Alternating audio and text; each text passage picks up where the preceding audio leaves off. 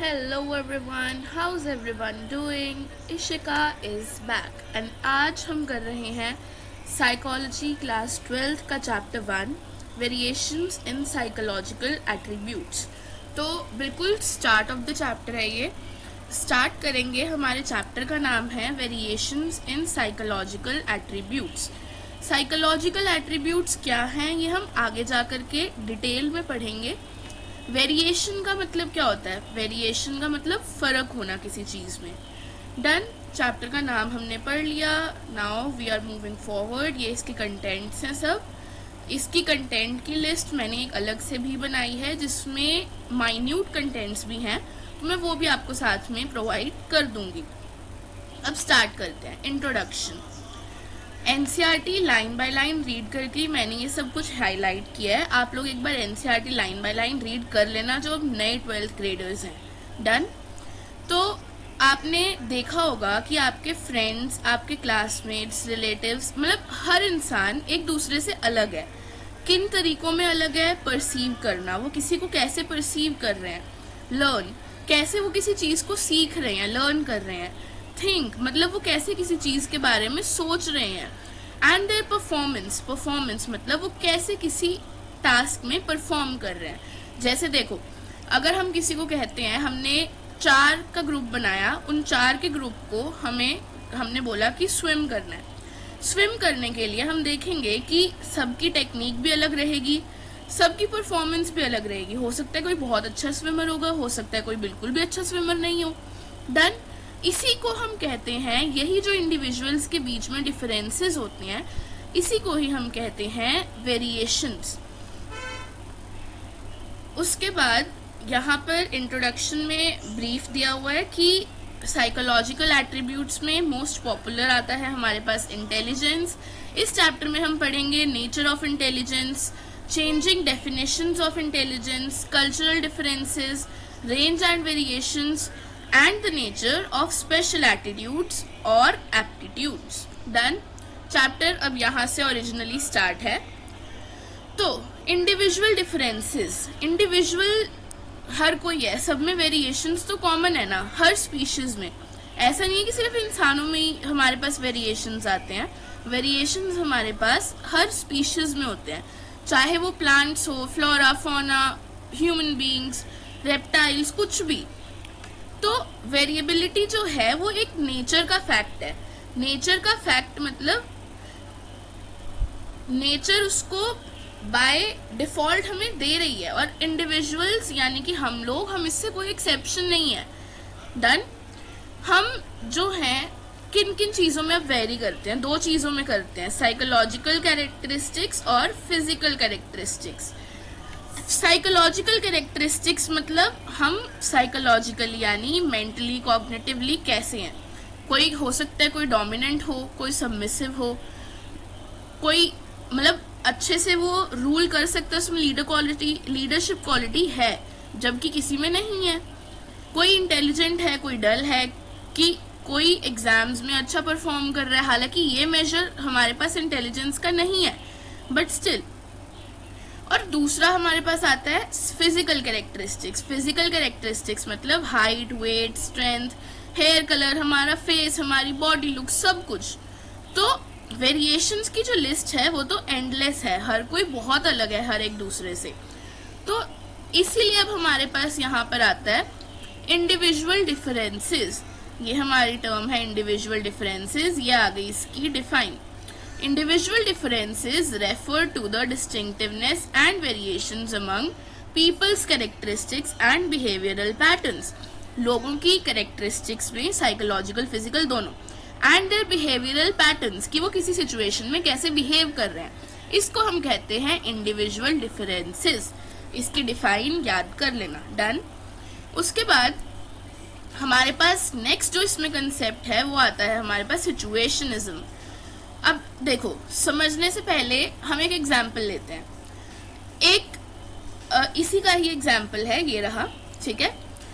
एक एम्प्लॉय है, वो एम्प्लॉय जो है वो ऑफिस में अलग बिहेव करता है, घर में अलग बिहेव करता है। घर इन द सेंस मतलब नॉर्मल एनवायरनमेंट में अलग है, ऑफिस में बिल्कुल अलग है। नॉर्मल एनवायरनमेंट में वो काफ़ी डोमिनेंट है, वो सबको डरा के दबा के रखता है अपने आगे, जबकि ऑफिस में वो बॉस के आगे दब के रहता है। क्यों? पोस्ट का फर्क। डन। साथ साथ अगर वो वहाँ पर सबमिसिव मैनर में बिहेव करेगा, अगर वहाँ पे वो अपनी डोमिनेंस दिखाएगा, तो अपने बॉस के सामने वो उसको सस्पेंड कर सकते हैं या फिर रिजाइन के लिए बोल सकते हैं, मतलब कुछ भी हो सकता है। तो उसका बैड इन्फ्लुएंस आएगा ना उसकी लाइफ पर। तो इसीलिए वही सेम इंसान अपने बॉस के आगे सबमिसिव है, अपने बॉस के आगे वो अपनी डोमिनेंट यानी अपनी दबके वाली पर्सनालिटी नहीं शो करेगा। तो इसी को हम कहते हैं सिचुएशनिज्म। कोई इंसान किसी सिचुएशन में अलग अलग रिएक्ट करेगा। The ability of an individual to react differently to every situation या according to the situation is called situationism. Example यही सेम लिख देना। डन। अब हमारा जो सिचुएशनिस्ट पर्सपेक्टिव है वो ह्यूमन बिहेवियर को देखता है relatively more as a result of influence of external factors. इतनी बड़ी लाइन का सीधा सा मतलब ये है कि सिचुएशनिस्ट पर्सपेक्टिव हमारा ह्यूमन बिहेवियर को देखता है कि वो एक्सटर्नल फैक्टर्स का ज़्यादा इन्फ्लुएंस है बजाय कि इंटरनल के। एक्सटर्नल में ही तो आएगा ना, क्योंकि उसका बॉस है, तो वो एक्सटर्नली उसको डोमिनेंट कर रहा है, इसीलिए तो वो सबमिसिव हुआ ना। तो एक्सटर्नल फैक्टर्स का ज़्यादा इन्फ्लुएंस है। नेक्स्ट, अगला टॉपिक हमारे पास आता है assessment of psychological attributes. Colour change करते हैं, येलो से करते हैं। चलो, अब हमारे पास असेसमेंट का क्या मतलब है? असेसमेंट का मतलब टू चेक या टेस्ट, किसी चीज़ को चेक करना या टेस्ट करना। देखो, साइकोलॉजिकल एट्रीब्यूट्स जो हैं हमारे हर टाइम हर जगह पर इन्वॉल्व रहते हैं। अब वो कौन सा एट्रीब्यूट है उसको जांचना भी तो पड़ेगा ना, तो उसको टेस्ट करने को ही हम कहेंगे असेसमेंट। ये हमारे पास सबसे पहला स्टेप है किसी साइकोलॉजिकल एट्रीब्यूट को समझने के लिए। असेसमेंट की डिफाइन ये रही: it refers to the measurement of psychological attributes of individuals and their evaluation, often using multiple methods and standard of comparison. इसका मतलब, असेसमेंट का मतलब है कि मेजर करना साइकोलॉजिकल एट्रीब्यूट्स को, उनके साथ साथ उनकी इवैल्यूएशन, और इसके अंदर मल्टीपल मेथड्स, मतलब एक मेथड नहीं, बहुत सारे मेथड्स यूज होते हैं, उसके साथ साथ स्टैंडर्ड्स और कंपैरिजन भी सेट होते हैं। अब हमारी जो असेसमेंट है वो दो तरह की आती है। Assessment comes in two forms, informal और फॉर्मल। फॉर्मल असेसमेंट क्या होती है? SOS। ये SOS याद कर लो, साइकोलॉजी में तुम्हारे लिए एक आंसर फ्रेमिंग का मंत्र है ये। डन। SOS का मतलब standardised, let me write, ignore the writing guys, standardised, organised and systematic. ये हमारे पास SOS आ गया। वैसे ये मंत्र हमें हमारे एक टीचर ने दिया था, तो ये मंत्र से हमारे भी आंसर्स लॉन्ग हुए थे। अब तुम भी इसी मंत्र को यूज करके अपने आंसर्स को ठीक कर सकते हो। डन। जो हमारी फॉर्मल असेसमेंट है वो होती है SOS, objective, standardised, organise, systematic. आप OSO भी कर सकते हो, SOS भी कर सकते हो, मतलब इनका ऑलमोस्ट सेम आता है। ठीक है। दूसरे हाथ पे हमारी जो इनफॉर्मल असेसमेंट है वो केस टू केस वेरी करती है, और एक इंसान से दूसरे इंसान पर भी वेरी करती है, तो इसीलिए वो सब्जेक्टिव इंटरप्रिटेशंस के लिए ओपन रहती है। देखो, फॉर्मल असेसमेंट हुआ, आप थेरेपिस्ट के पास गए, आप फॉर्मली वो आपको टेस्ट करेगा, psychological testings, interview, case study, ये सब कुछ करके। जबकि हमारी informal assessment case to case vary करेगी। केस टू केस वैरी करने का मतलब है हर इंसान के साथ अलग तरीके से उसका टेस्ट किया जाएगा। इसको हम कहेंगे इनफॉर्मल असेसमेंट। डन। अब हमने जो ये लिखा था इसको इरेज करते हैं, एक मिनट रुको। चलो इतना काफ़ी है। अब इसके बाद हमारे पास आता है असेसमेंट जब हो गई, ये वही हरीश वाला केस चल रहा है। इसमें सबसे पहले आया आपकी असेसमेंट हो गई, हम इंफॉर्मेशन को प्रिडिक्ट कर लेंगे कि हरीश फ्यूचर में कैसे बिहेव करेगा। दूसरा, हमारा असेसमेंट के लिए जो एट्रीब्यूट हमने चूज़ किया, अब हम उसके ऊपर काम करना शुरू करेंगे। अब एट्रीब्यूट क्या चूज़ किया, क्या एट्रीब्यूट होता है, इसका तो मतलब आपको पता नहीं है, तो चलो 2 मिनट का सब्र, उसके बाद बताती हूँ। उससे पहले हमारे पास यहाँ पर psychological assessment uses systematic testing procedures to evaluate abilities, behaviors and personal qualities of individuals। इसका मतलब हमारे पास जो साइकोलॉजिकल असेसमेंट है सिस्टम से चलती है, टेस्टिंग मेजर्स को, प्रोसीजर्स को फॉलो करती है, एबिलिटीज, बिहेवियर और पर्सनल क्वालिटीज इंडिविजुअल्स की जांचने के लिए, भापने के लिए। अब यहाँ से हमारे पास आते हैं डोमेन्स ऑफ साइकोलॉजिकल एट्रीब्यूट्स। इसको अच्छे से पढ़ लेना, ठीक है। साइकोलॉजिकल एट्रीब्यूट्स जो हैं हमारे कम्प्लेक्स होते हैं और मल्टी डायमेंशनल होते हैं। ये रहा, they are usually multi dimensional. अब साइकोलॉजिकल एट्रीब्यूट्स हम किसी इंसान का कंप्लीट असेसमेंट करेंगे ना, हम उसको अच्छे से जांचेंगे तो हमें पता चलेगा कि वो कैसे फंक्शन करता है अलग अलग जगहों पे, अलग अलग डोमेन्स में। और अलग अलग डोमेन्स का मतलब यहाँ पर है कि जैसे कॉग्निटिव, इमोशनल, सोशल, कैसे वो डोमेन्स यही होते हैं। कॉग्निटिव डोमेन मतलब वो मेंटली कैसे सोच रहा है इसके बारे में, इमोशनल डोमेन मतलब इमोशनली वो कैसे इसके बारे में डील कर रहा है, सोशल मतलब सोसाइटी के अंडर, सोसाइटी के प्रेशर में कह लो, वो कैसे खुद को डील कर रहा है। डन। अब यहाँ से हमारे एट्रीब्यूट स्टार्ट है। सबसे पहला एट्रीब्यूट है इंटेलिजेंस, अगला है एप्टीट्यूड, थर्ड एट्रीब्यूट है हमारा इंटरेस्ट, फिर आती है पर्सनालिटी एंड फिर आते हैं वैल्यूज। तो इंटेलिजेंस, इंटेलिजेंस की डिफाइन देखो, सबकी इनकी डिफाइन याद करनी इंपॉर्टेंट है। इंटेलिजेंस, हम इंटेलिजेंस को कैसे डिफाइन करते हैं?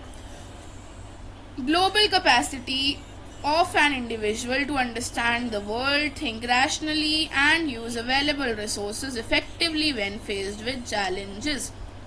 ये वाली डिफाइन हमारे पास है जी वेस्लर की, इसमें थोड़ी एक्स्ट्रा वर्डिंग्स एडेड हैं, वेस्लर की डिफाइन ही है ये, बट डन।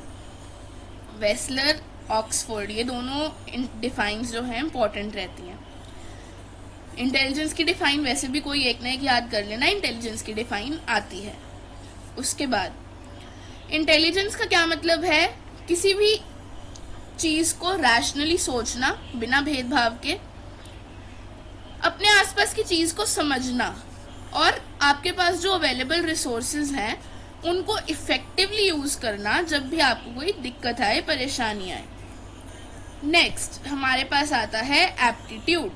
एप्टीट्यूड का क्या मतलब है? एप्टीट्यूड का मतलब है किसी भी इंडिविजुअल का underlying potential for acquiring skills. आपको कोई चीज, कोई स्किल सीखनी है तो आपका उस चीज को लेकर के एप्टीट्यूड होना चाहिए। Aptitude tests are used to predict whether an individual will be able to do a given work in proper environment and training. मतलब एप्टीट्यूड टेस्ट अब क्या चेक करते हैं? एप्टीट्यूड टेस्ट चेक करते हैं कि अगर हम किसी इंडिविजुअल को प्रॉपर ट्रेनिंग दें, प्रॉपर एनवायरनमेंट दें, तो क्या वो उस चीज को परफॉर्म कर पाएगा। Next interest. इंटरेस्ट को देखो ऐसे समझो, इंटरेस्ट का मतलब हमारे पास होता है आपका लाइकिंग और डिसलाइक, मतलब आपका किस चीज में, देखो हम नॉर्मल भाषा में कहते हैं ना इंटरेस्ट, देखो तो ये वही इंटरेस्ट है कि आप किस चीज को प्रेफर करते हो पर्सनली। इंटरेस्ट आपका होता है, और अगर आप इंटरेस्ट और एप्टीट्यूड को कंबाइन करके चलो तो like it's a win win deal, ठीक है। इंटरेस्ट क्या होता है? किसी भी इंडिविजुअल का प्रेफरेंस किसी भी एक या एक से ज़्यादा एक्टिविटीज़ में एंगेज करने का। जैसे अगर मैं कहूँ तो मेरा इंटरेस्ट है स्विमिंग करने में, तो वो मेरा इंटरेस्ट है। अगर मैं चाहूँ तो आगे जा कर के मैं उसको, मैंने इंटरेस्ट है मेरे पास, एप्टीट्यूड के साथ मैंने स्किल सीख ली, तो I can be a good swimmer, I am a good swimmer of course, ठीक है। This was just an example. उसके बाद पर्सनालिटी। पर्सनालिटी का क्या मतलब होता है? Personality refers to relatively enduring characteristics of a person that make him her distinct from others. याद कर लो, इम्पॉर्टेंट है।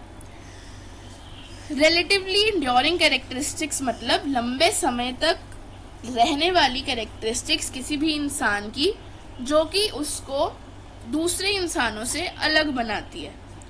पर्सनालिटी टेस्ट क्या चेक करते हैं? जैसे कोई सबमिसिव है या डोमिनेंट है, कोई आउटगोइंग है या विड्रॉन है, मूडी है या इमोशनली स्टेबल है। देखो, डोमिनेंट या सबमिसिव मतलब डर के रहता है या डरा के रहता है। आउटगोइंग या विड्रॉन मतलब उसको बाहर जाना आना, इंटरेक्ट करना सबसे पसंद है, या विड्रॉन मतलब वो खुद में ही बस वो है, उसको फालतू इंटरेक्शंस वगैरह नहीं पसंद। मूडी और इमोशनली स्टेबल मतलब उसको मूड स्विंग्स होते हैं। अब मूड स्विंग्स ज़रूरी नहीं कि सिर्फ लड़कियों को ही होते हैं, मूड स्विंग्स मेल्स को भी होते हैं, and psychologically it's perfectly fine, ठीक है। मूडी है या फिर इमोशनली स्टेबल है, मतलब इमोशनली स्टेबल मतलब एक ही इमोशन है, वो उसी पे स्टेबल रहता है जब तक कि कोई बहुत बहुत एक्सेसिव चीज़ ना हो। उसके बाद अगला हमारे पास आता है वैल्यूज़। वैल्यूज़ क्या होती हैं? Values are the enduring beliefs about an ideal mode of behaviour. देखो, इसका सिंपल सा एग्जाम्पल मैं आपको देती हूँ। हमें बचपन से सिखाया गया है, मतलब कि लड़कियां पैर नहीं छूती बड़ों के, लेकिन लड़के बड़ों के पैर छूते हैं जब भी वो उनको मिले, ठीक है। ये हमारी वैल्यूज़ हैं। हमने इसको एक स्टैंडर्ड बना रखा है कि कोई भी लड़का अगर किसी बड़े को देखेगा तो वो उनके पैर छू के आशीर्वाद लेगा। इसको ही कहते हैं हम वैल्यूज़। सिंपल सा तरीका था इसको याद करने का। Enduring beliefs about an ideal mode of behaviour. नहीं तो ये भी छोड़ो, हमें सिखाया जाता है बड़ों का रिस्पेक्ट करना। तो अगर कोई छोटा, मतलब ये कोई भी आपने साथ वाले अपने आमने सामने किसी का रिस्पेक्ट नहीं कर रहा है, तो हम यही कहेंगे ना कि इसमें वैल्यूज ही नहीं है, संस्कार ही नहीं है। डन। इसके बाद हमारी ये एट्रीब्यूट्स जो हैं ये अभी और डिटेल में आएंगे। अभी फ़िलहाल हम आते हैं असेसमेंट मेथड्स पे। असेसमेंट हमने किसको करना है, ये तो हमने देख लिया, इन एट्रीब्यूट्स को करना है। अब कैसे करना है की बारी है। कैसे करना है? सबसे पहला आता है psychological test. SOS, standardise systematic objective. हमारे पास मेजर है किसी भी इंडिविजुअल के मेंटल या बिहेवियरल कैरेक्टरिस्टिक्स को देखने का। सारी साइकोलॉजिकल एट्रीब्यूट्स की dimensions, intelligence, aptitude, values, interest, ये सब को चेक करने के लिए हमारे पास इंटेलिजेंस टेस्ट अवेलेबल हैं, साइकोलॉजिकल टेस्ट अवेलेबल हैं, not intelligence, psychological test available हैं। अब ये किस लिए यूज होते हैं? क्लिनिकल डायग्नोसिस के लिए, गाइडेंस के लिए, पर्सनल सिलेक्शन के लिए, प्लेसमेंट के लिए, ट्रेनिंग के लिए, एटसेट्रा एटसेट्रा। मतलब आपको क्लिनिकल डायग्नोसिस करना है, कोई भी साइकोलॉजिस्ट के पास गए आप, यू आर रिक्वायरिंग थेरेपी या जो भी कुछ है, तो उसका डायग्नोसिस करना कि आपको क्या वो है। उसके लिए गाइडेंस, मतलब अब हम किसी करियर काउंसलर के पास जाएंगे तो वो गाइडेंस देने के लिए उनको पता होना चाहिए ना कि आपके इंटरेस्ट क्या हैं। पर्सनल सिलेक्शन, मतलब पर्सनल सिलेक्शन, यहाँ पर कोई भी जॉब इंटरव्यू, जैसे UPSC का इंटरव्यू ले लो, तो दे टू टेक साइकोलॉजिकल टेस्ट की प्लेसमेंट और ट्रेनिंग वगैरह के लिए भी टेस्टिंग्स होती हैं। नेक्स्ट हमारे पास आता है इंटरव्यू। इंटरव्यू का क्या मतलब है? इंटरव्यू हम टीवी में देखते हैं, सेलिब्रिटीज का इंटरव्यू होता है, वही चीज होती है इंटरव्यू। किसी भी इंडिविजुअल से इंफॉर्मेशन लेना 1-to-1 बेसिस पर, इसको हम कहते हैं इंटरव्यू। जैसे काउंसलर अपने क्लाइंट के साथ बात करता है, इंटरैक्ट करता है, इसको हम कहते हैं इंटरव्यू। कोई एम्प्लॉयर है, वो सिलेक्शन के लिए एम्प्लॉय का इंटरव्यू लेता है, वो भी इंटरव्यू ही है। इंटरव्यू के हमारे पास 4 टाइप्स होते हैं। क्या 4 टाइप्स होते हैं? हमने +1 में पढ़े थे। क्या थे वो? Group to group, group to individual, individual to group, individual to individual. मतलब एक ग्रुप से इंटरव्यू ले रहा है, जैसे एक प्रेस कॉन्फ्रेंस हो रही है, इंटरव्यू देने वाला भी एक ग्रुप है, बेशक 4-5 का ग्रुप हो, लेने वाला भी ग्रुप है। ग्रुप टू इंडिविजुअल, मीडिया के लोग बैठे हैं, एक इंडिविजुअल से, जैसे फॉर एग्जांपल एसपी सर से इंटरव्यू ले रहे हैं मीडिया के पर्सन्स, देने वाला एक और इंटरव्यू लेने के लिए काफ़ी लोग हैं। डन। इंडिविजुअल टू ग्रुप, एक रिपोर्टर है या एक इंसान है इंटरव्यू वाला, वो ग्रुप से इंटरव्यू, वो ग्रुप को इंटरव्यू दे रहा है, मतलब या ग्रुप से इंटरव्यू ले रहा है। इंडिविजुअल टू इंडिविजुअल मतलब हम आपस में बात कर रहे हैं, साइकोलॉजिस्ट और हमारा जो क्लाइंट है। डन। ये हमारे पास आ गए इंटरव्यू के टाइप्स। अब इसके बाद हमारे पास आता है case study. Case study in depth study होती है किसी भी इंडिविजुअल की, किन टर्म्स में, उसकी साइकोलॉजिकल और साइकोलॉजिकल हिस्ट्री के टर्म्स में, उसकी फिजिकल एनवायरनमेंट कैसी है, उसकी साइको सोशल एनवायरनमेंट कैसी है, मतलब इन टोटल करके उसकी हर चीज के बारे में जानकारी लेना इज कॉल्ड केस स्टडी। अब जो हमारी केस स्टडीज हैं वो अलग अलग तरीकों से डाटा कलेक्ट करती हैं। अलग अलग तरीकों से डाटा कलेक्ट करना मतलब इंटरव्यू भी हो सकता है, ऑब्जर्व करना, ऑब्जर्वेशन से, क्वेश्चनेयर देके, मतलब हर कुछ मेथड यूज करके हमारी केस स्टडी जनरेट की जाती है। अब ऑब्जर्वेशन का मतलब सिस्टमैटिक, ऑर्गेनाइज्ड और ऑब्जेक्टिव तरीके से बिहेवियर को रिकॉर्ड करना किसी नेचुरल सेटिंग में। जैसे कि आप बैठे हो क्लास में, आप बाकी सबको ऑब्जर्व कर रहे हो, ठीक है, उसको भी हम ऑब्जर्वेशन ही कहते हैं। अब ऑब्जर्वेशनल मेथड के साथ हमारे पास कुछ प्रॉब्लम्स आती हैं, ठीक है। वो प्रॉब्लम्स क्या है?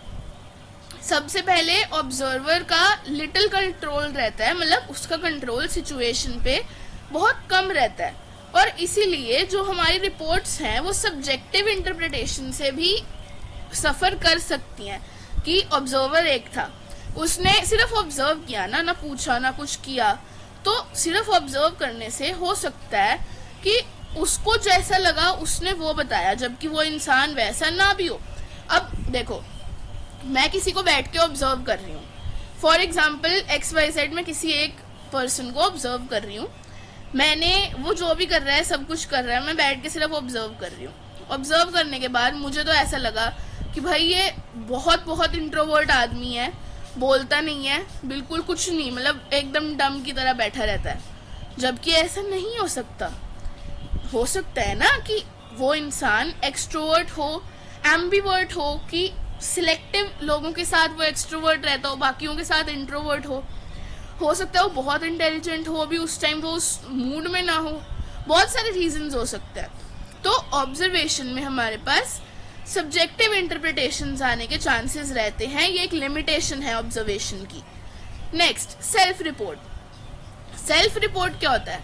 सेल्फ रिपोर्ट एक ऐसा मेथड है जिसमें एक इंसान अपने ही बारे में फैक्चुअल इंफॉर्मेशन देता है, मतलब वो खुद बता रहा है, मतलब हमारे काउंसलर को कि हाँ भाई ऐसे ऐसे ऐसे ऐसे, खुद के बारे में ही बता रहा है। अब इंफॉर्मेशन इसमें जो हम ऑब्टेन करेंगे वो किसी भी उससे हो सकती है कि आपने कोई इंटरव्यू से उससे इंफॉर्मेशन ली है, या क्वेश्चनेयर से ली है, या कोई साइकोलॉजिकल टेस्ट किया, या कोई पर्सनल डायरी भी, कि पर्सनल डायरी को भी तो हम सेल्फ रिपोर्ट ही दे रहे हैं ना। अगर मैं डायरी लिखती हूँ, मुझे डायरी लिखने का शौक है, तो मैं उसको अपनी सेल्फ रिपोर्ट ही तो दे रही हूँ, अपने ही बारे में तो बता रही हूँ, अपनी लाइफ के बारे में ही तो बता रही हूँ, तो ये भी एक तरीका सेल्फ रिपोर्ट का ही है। अब यहाँ से इन डिटेल इंटेलिजेंस स्टार्ट होता है। अब अपनी कुर्सी की पेटियां बांध लो, इम्पोर्टेंट टॉपिक स्टार्ट हो गया है गाइस। पहले वाला भी इम्पोर्टेंट था, इग्नोर मत करना उसको। इंटेलिजेंस, इंटेलिजेंस क्या होता है? कोई इंसान कैसे एक दूसरे से डिफर कर रहे हैं, ठीक है। साइकोलॉजिकल नोशन जो है हमारा इंटेलिजेंस का, हम साइकोलॉजी पढ़ रहे हैं, तो हमारा जो साइकोलॉजिकल नोशन है इंटेलिजेंस का, वो कॉमन सेंस, हम कॉमन सेंसिकल नोशन में कहते हैं ना कि किसी के मार्क्स अच्छे आ गए, इंटेलिजेंट है भाई, बहुत इंटेलिजेंट है। कोई 95% ले आया, अरे अरे बहुत इंटेलिजेंट है। नहीं, ऐसा नहीं होता। साइकोलॉजिकल नोशन हमारे कॉमन सेंस से बहुत अलग है, ठीक है। हमारे पास इसमें बहुत अलग अलग डिफरेंसेस हैं, अलग अलग एट्रीब्यूट्स है कि मेंटल अलर्टनेस उसमें कितनी है, क्विकनेस लर्निंग में कितनी है, एबिलिटी रिलेशनशिप्स को समझने की कितनी है, एटसेट्रा एटसेट्रा, बहुत मेजर्स होते हैं, ठीक है। तो कोई इंसान अगर 95 लेकर के आ रहा है तो जरूरी नहीं है कि वो इंटेलिजेंट हो, ही में और शी में भी डम एज वेल। सब करने के बाद अब हमारे पास यहाँ पे डेफिनेशंस आ गई। सबसे पहले आती है ऑक्सफोर्ड डिक्शनरी की इंटेलिजेंस की डेफिनेशन। हमारे पास ऑक्सफोर्ड डिक्शनरी कहता है power to perceive, learn, understand and know. याद करने का तरीका प्लक, PLUK, ठीक है। Perceive, learn, understand and know, इसको हम कहते हैं ऑक्सफोर्ड डिक्शनरी की डेफिनेशन। नेक्स्ट हमारे पास आती है एल्फ्रेड बिने की डेफिनेशन। अब एल्फ्रेड बिने कौन है? एल्फ्रेड बिने एक साइकोलॉजिस्ट है, one of the first psychologist हैं जिन्होंने इंटेलिजेंस पे काम किया था। उन्होंने डिफाइन किया इंटेलिजेंस को एज द एबिलिटी टू जज well, understand well and reason well. किसी को अच्छे से जज कर पाना, समझ पाना और उसकी रीजनिंग दे पाना। नेक्स्ट वेस्लर की डेफिनेशन। वेस्लर के टेस्ट हमारे पास, इंटेलिजेंस टेस्ट हम वाइडली वेस्लर के ही यूज करते हैं और उन्होंने इंटेलिजेंस को उसके फंक्शंस के बेसिस पे डिफाइन किया। इसकी डेफिनेशन आती है global and aggregate capacity of an individual to think rationally, act purposefully and deal effectively with his her environment.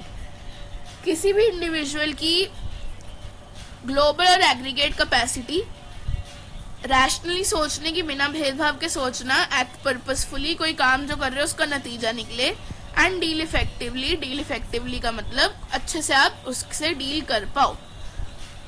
Next हमारे पास गार्डनर और स्टेनबर्ग की डेफिनेशन भी है यहाँ पर, बट प्रॉपर डेफिनेशन नहीं है। इसमें गार्डनर और स्टेनबर्ग के बारे में हमें इतना ही बताया है कि उनके अकॉर्डिंग एक इंटेलिजेंट इंडिविजुअल जो है, इंटेलिजेंट समझदार इंसान जो है, वो सिर्फ अपनी एनवायरनमेंट को अडेप्ट ही नहीं करेगा बल्कि उसको मॉडिफाई और शेप करेगा अपने अकॉर्डिंग, अपने इंटरेस्ट के अकॉर्डिंग। डन। अब यहाँ पर हमारे पास इंटेलिजेंस की डिफाइंस हमने कर ली।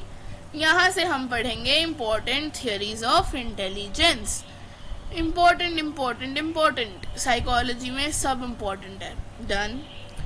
थियरीज ऑफ इंटेलिजेंस दो तरह से हमारे, दो टाइप्स हैं हमारे पास थियरीज के, ठीक है। सबसे पहला साइकोमेट्रिक अप्रोच, दूसरा इंफॉर्मेशन प्रोसेसिंग अप्रोच। अब इनमें दोनों में फर्क क्या है, हम पहले ये भी सुन लो। साइकोमेट्रिक को हम स्ट्रक्चरल अप्रोच भी कहते हैं। अब इन दोनों में फर्क क्या है? दो अप्रोचेस हैं साइकोलॉजिकल थियरीज की, इंटेलिजेंस की थियरीज की दो अप्रोचेस हैं, psychometric, information processing. Psychometric approach जो है वो इंटेलिजेंस को देखती है as an aggregate of abilities. सबको एग्रीगेट करके देखना आता है साइकोमेट्रिक अप्रोच में। ये दिखाता है किसी भी इंडिविजुअल की परफॉर्मेंस एक सिंगल इंडेक्स पे लेके, कॉग्निटिव एबिलिटीज के एक सिंगल इंडेक्स पे ये सबको डिफाइन करने की सोचता है। जबकि इंफॉर्मेशन प्रोसेसिंग अप्रोच जो है वो लोगों को इंटेलेक्चुअल रीजनिंग, उनकी प्रॉब्लम सॉल्विंग, मतलब मेजर फोकस लेके चलता है कि कोई इंटेलिजेंट इंसान कैसे एक्ट रिएक्ट करेगा, एक्शन रिएक्शन देगा, ठीक है। ये हमारे पास दो टाइप्स की थियरीज थी, दो टाइप्स की अप्रोचेस थी, ठीक है। अब यहाँ से हमारे पास थियरीज स्टार्ट हो रही है। यहाँ तक का आज की वीडियो में। थियरीज मैं कल की वीडियो में करवाऊंगी, नहीं तो ये वीडियो बहुत लंबी हो जाएगी। इतना पढ़ो। मैंने अभी यहाँ तक का साइकोलॉजिकल एट्रीब्यूट्स, असेसमेंट, टाइप्स, ये सब कुछ डन करवा दिया। इतना पढ़ो, कल की वीडियो में हम थियरीज करेंगे। Till then bye for now और कल मिलते हैं।